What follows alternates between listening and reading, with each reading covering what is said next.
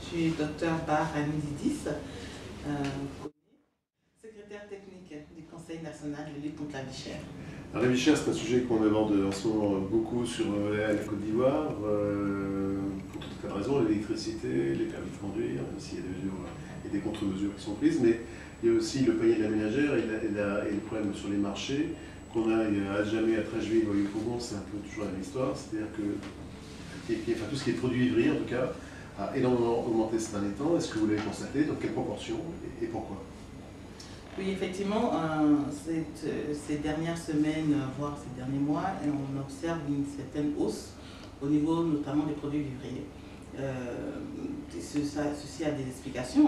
On a d'abord un phénomène climatique, parce que la sécheresse, c'est vrai que chaque année, on a une période de sécheresse d'un point de vue climatique, mais cette année qui a été particulièrement accentuée. Et on a vu des parages asséchés, donc dans les zones de production, les zones traditionnelles de production, qui ont été particulièrement touchées. Donc, que ce soit tous les produits vivriers ont été touchés. Donc, il y a ce phénomène climatique, mais également il y a des phénomènes d'ordre, disons, sociaux ou économiques qui concernent le mode de fonctionnement, les acteurs qui interviennent dans le secteur et ceux-ci qui ont été notamment dénoncés par le président de la République lors de son discours du 1er mai. Pour parler clair, il y a aussi un phénomène de spéculation sur les prix et sur les produits. Tout à fait, son excellence, le président Alassane Ouattara en a parlé. Très clairement, il a dénoncé cela et nous, à sa suite, nous travaillons à démanteler ces phénomènes-là, des cartélisations, ce phénomène de spéculation sur les produits vivriers qui font qu'aujourd'hui, les zones de consommation, c'est-à-dire les grandes villes, les zones de consommation que sont Abidjan notamment, se voient vraiment dépourvues en quantité à une offre limitée, alors que la population ne fait que grandir, ne fait que s'accroître. Ces cartels dont vous parlez, comment est-ce qu'ils procèdent? Vous pouvez décrire un peu le phénomène sur un produit, par exemple, que ce soit le manioc et donc la kéké, ou des produits ivriers, ou des produits maraîchers, par exemple? Très concrètement, nous sommes en train de travailler dessus. Donc, comme maintenant que le phénomène prend de l'ampleur et dont on prend conscience, donc il y a des études que le ministre du Commerce a initiées, des études de terrain, des rencontres avec les acteurs pour les comprendre. Donc, mais dans l'immédiat, ce que je peux dire, c'est qu'il y a deux approches, il y a deux phénomènes qu'on observe. Il y a le phénomène qui est un peu la Côte d'Ivoire victime de son succès culturel, c'est-à-dire qu'il y a le mode de consommation ivoirien s'exporte à l'étranger, dans la sous-région notamment, donc que ce soit au niveau de l'attiqué, au niveau du foutou, ce sont des denrées qui sont prisées maintenant par nos voisins et donc qui ne sont pas forcément des producteurs parce que leur sol ou leur agriculture ne le permet pas. Donc ils viennent s'approvisionner chez nous en termes de manioc, de bananes et autres. Donc il y a un phénomène d'exportation qui s'est accru au niveau de la sous-région. Et vous ne pouvez pas contrôler ce phénomène-là? C'est un phénomène qui, disons, on peut dire, il est un peu brusque. C'est-à-dire on l'observe et tout d'un coup, il a pris de l'ampleur. Il n'est pas mauvais en soi. Il ne s'agit pas de restreindre les exportations ou d'empêcher les pays voisins de pouvoir consommer des mets prisés ivoiriens. Mais il s'agit aussi pour nous de nous assurer que les Ivoiriens peuvent avoir accès à ces denrées-là, continuer à avoir accès à ces denrées-là. Donc aujourd'hui, nous réfléchissons à une réglementation de mode opératoire pour intervenir, pour opérer dans le secteur vivrier avec l'OCPV, avec la Direction Générale du Commerce Intérieur, avec l'ensemble du ministère du Commerce. Comment est-ce qu'on peut mettre un peu de l'ordre dans ce secteur, comment réglementer les acteurs qui interviennent. Ce qui se fait à l'image du secteur du café-cacao par exemple. Toujours dis qu'en ce moment, donc, on constate une inflation très importante sur les marchés, notamment le marché des grandes villes, des grandes métropoles comme les Abidjan. À titre d'exemple, le kilo de tomate est passé de 500 ou 750 francs CFA à 2000 francs CFA. Boaké, du nord, du centre-nord, c'est passé de 150-200 à 800, donc il y a eu aussi plus qu'un triplement du prix.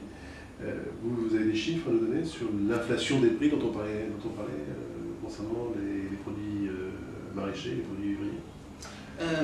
Des prix, je peux donner une fourchette, c'est-à-dire qu'on observe aujourd'hui une augmentation de l'ordre de 30 à 40%.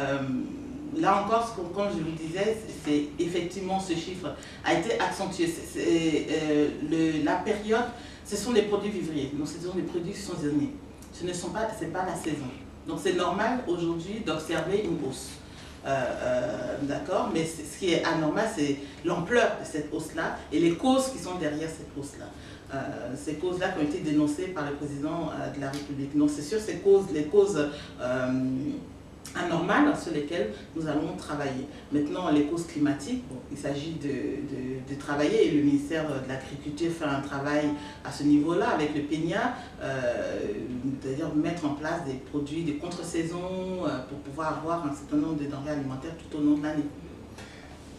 Il y a spéculation tant et si bien que les hausses des prix qu'on constate sur les produits cultivés ici en Côte d'Ivoire, bon ça c'est normal parce qu'il y a la sécheresse, mais même les produits d'importation, par exemple la carotte, se trouvent elles aussi dans le même phénomène inflationniste. Tout à fait, donc c'est ça, c'est pour ça qu'on parle de vraiment une spéculation, c'est-à-dire que les importateurs de ces denrées qui ne sont pas produits en Côte d'Ivoire mais qui sont importés, que ce soit au niveau de l'oignon, la pomme de terre dans une certaine mesure, la carotte, comme vous voulez les citer, qui a priori ne connaissent pas les mêmes problèmes que les produits qui sont cultivés au niveau national, mais se voient leur prix augmenter parce qu'effectivement, il y a un phénomène de spéculation. On voit la banane, le manioc augmenter, on se dit, bon, ben, dans la même veine, on va jouer sur une spéculation artificielle, soit de la rétention artificielle des aliments, ou bien jouer sur une hausse vraiment artificielle, parce que comme ça on va dire, on donner l'impression d'une flambée générale des prix des produits vivriers. Et pour contrer cela, vous n'avez pas d'outils, mais pas de moyens justement de faire des contrôles, ou en tout cas de faire jouer à la baisse? Si, bien sûr, c'est ce que j'étais en train de vous dire, c'est-à-dire que nous a été instruit par le président de la République de regarder de près, et le ministre du Commerce, M. Jean-Luc Billon, nous a à nouveau, lors d'une réunion cette semaine, nous rappelé ça, de réellement travailler sur la surveillance du marché. C'est-à-dire comment fonctionne le marché, qu'est-ce qui se passe sur le marché, et faire des propositions, des recommandations pour arriver à contrer les phénomènes anormaux qui peuvent être observés.